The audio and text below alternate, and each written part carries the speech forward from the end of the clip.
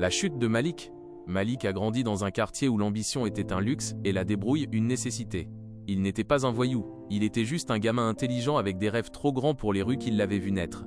Son grand-père, un ancien ouvrier à la retraite, lui avait toujours dit que le travail acharné était la seule voie vers une vie meilleure.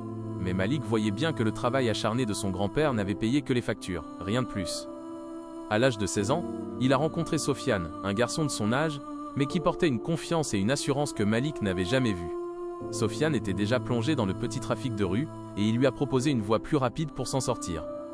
Pas de la drogue dure, juste de la résine de cannabis. Des transactions discrètes, de l'argent facile. Au début, Malik a refusé, mais la fin de réussite, de pouvoir aider sa mère et son grand-père, était plus forte que sa peur. Il a commencé petit, en faisant le guet, puis en livrant de la marchandise à des clients fidèles. Il était doué. Sa discrétion et son sens de l'organisation lui ont permis de monter rapidement les échelons. Les billets de banque s'entassaient dans le tiroir de sa chambre, et il a pu acheter de nouvelles chaussures à sa mère, payer le loyer en avance, et même offrir un voyage à son grand-père.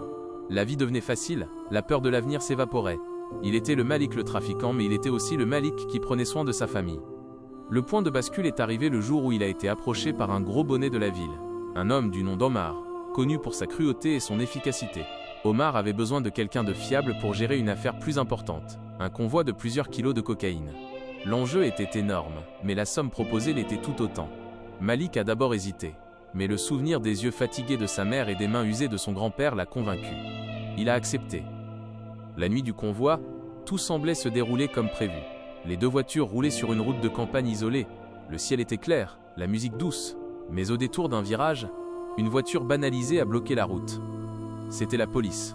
La panique a éclaté. Le chauffeur de la voiture de Malik a foncé en arrière, et dans le chaos, une autre voiture du convoi, celle de Sofiane, a tenté de s'échapper par un champ. Un coup de feu a retenti, et la voiture a dérapé, percutant violemment un arbre. Malik a vu la scène dans son rétroviseur, impuissant.